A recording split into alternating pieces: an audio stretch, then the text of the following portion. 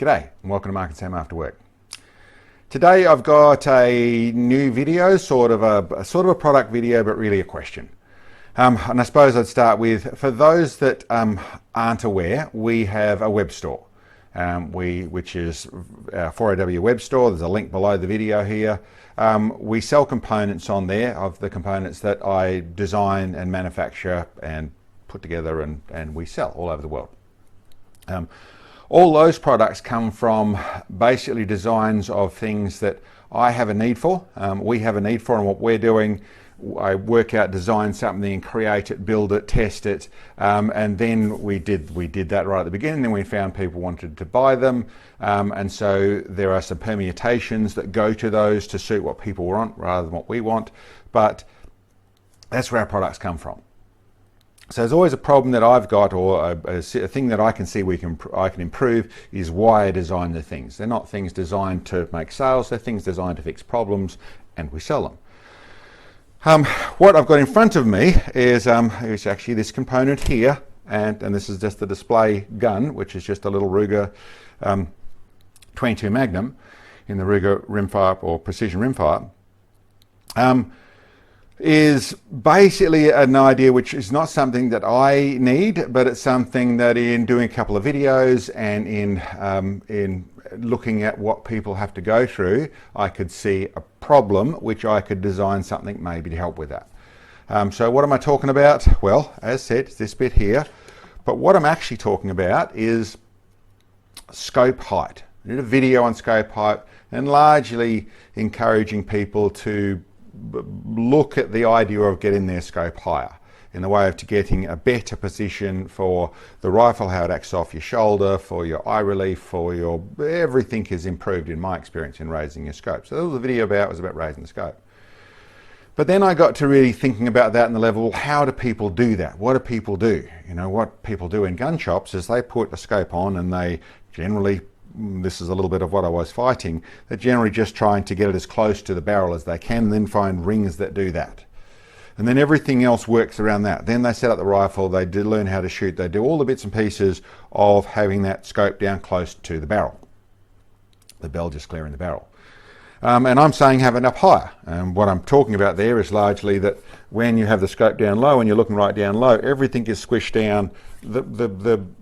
You're shooting from the wrong place. The rifle's more likely to have more muzzle rise. It's just not as good in my opinion. So I'll adjust this out to suit me. And really getting your scope up and getting your cheek high, or basically your whole head, the rifle down onto your shoulder where it should be, so it's going to, rather than kicking up with this leverage, it's pushing straight into you. Everything's improved on that score. But how do you then work out where that's supposed to be? And I realized that, okay, there isn't really much of an idea there. There isn't really much of stuff that's actually, or there isn't any tools that I know of for doing that. Now, maybe the tool, and someone can point it out, I think I have heard of people building their own tools for doing that sort of stuff. Well, this is something that I designed to do this. Now, whether it's going to be a product or not, and whether we sell it or not, is something that really I'm after you guys to see if you feel it's worthwhile. I'll let you know roughly what I think it's going to cost, but this is what I've designed. Fairly simple system. It's just bent up 1.2 millimeter stainless steel largely. It's got on the side here engraved a little measurement in inches or in millimeters, and well, I'll show you how it works.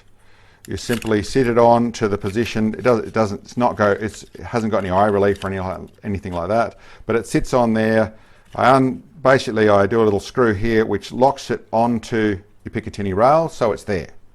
If you have a look from the front, this is a safe rifle and you are a video, you're a camera. So if you look there, you can see it's largely on top of there, centered on the top of that thing. It's a little bit off on this one, but it's largely in the right place. Now, the principle of this idea is it sits on there, and now I'm going to hold the rifle, which is how I feel it should be done. I hold the rifle to where the rifle's in the right place. Now, that would be whether you do it prone if you were prone, or whatever, however you're going to shoot it. You get in that position and get the rifle where everything is positioned right for the rifle. And then bring your face down to the right place, so the rifle and the human in the right place, then the face and the rifle in the right place, and then I can raise that up to, okay, that's pointing where I'm pointing. That's my scope height on this one. Or I'm a different setup, I'm more hunting, it's a different stock, and it's down in a lower position, I'm down here, then I can, once again, I get to, basically there's a little pull slide thing here, it moves this, but what I'm actually doing is just getting that to where I'm looking straight down that tube. It's as simple as that.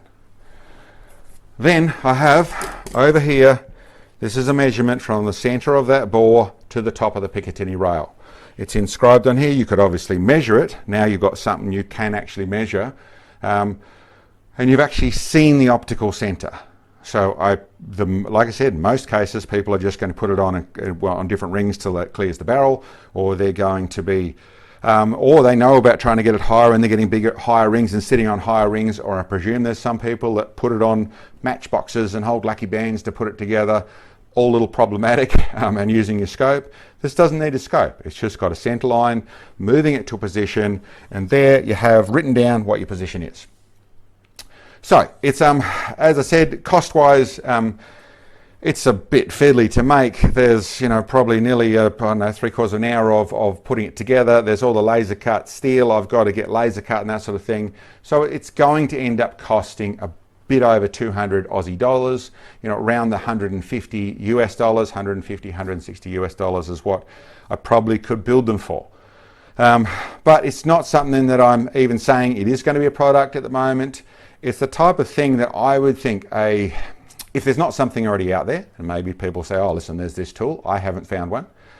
So if there's not something already out there and people can see a value in it, then I think, a club, a sporting store, a place that does, or someone that does lots of selling scopes or fitting scopes, maybe even a gunsmith tool, for someone a gunsmith that does that side of it. Not all gunsmiths are interested in your scope, but basically a simple tool that is, it's basically like very simple to, wait a minute, I'll take it off. Very simple to slide on and off. It simply has angled steel. There's a little detent to stop it sliding backwards and forwards, but it's just something you can plonk on any Picatinny rail, and by simply sliding backwards and forwards, you are able to position it so it's made so the shooter can do that, or the person standing next to them to do that, but basically getting that scope height right and getting to where the head's comfortable, the shoulder's in the right place, the line of force is in the right place, and it just suits your rifle. It might do some of the hunting stocks, they really are a long way up and you're close to the barrel. Other ones, more of this sort of AR shape and more of my tactical rifles, the way I have them set up, then I want more elevation. I've got, you probably could have even more, and obviously you can then fudge after that. I've taken this to go from 2 inches down to 3/4 inch. And like I said, I'm talking from the center. The normal way of measuring it, you'll always have to read rings. They don't always measure the same way, but the standard that I use is from the center of the scope. So that's normally on your 2-piece rings. You've got the flat section across the top of them, down to the top of the Picatinny rail. So that's the measurement that I've got written on there. But listen, as I said, just a concept. Welcome your thoughts. If you think it's worth something, if you think that there's people, if you're a gun shop and that sort of stuff, you'd love one, then contact me. Those are the costs. If it's popular enough, then it's something we'll put on the store. But it's just an idea. And like I said, different concept than normal. Not a tool I actually need. The way I do it, I have my scope set up. I know what I'm looking for. I know what sort of size. It's stuff that I've done enough of that I know. But I can imagine there's a lot of people that don't, and it's actually a frustrating part of buying different rings in, people wanting to know what rings are for that sort of stuff. It really should be custom to suit you, and the rifle and the human know what's involved, and this is a way to find that. Anyway guys, that's my video for this moment. I hope you enjoyed. Let us know any thoughts, and we'll catch you next time.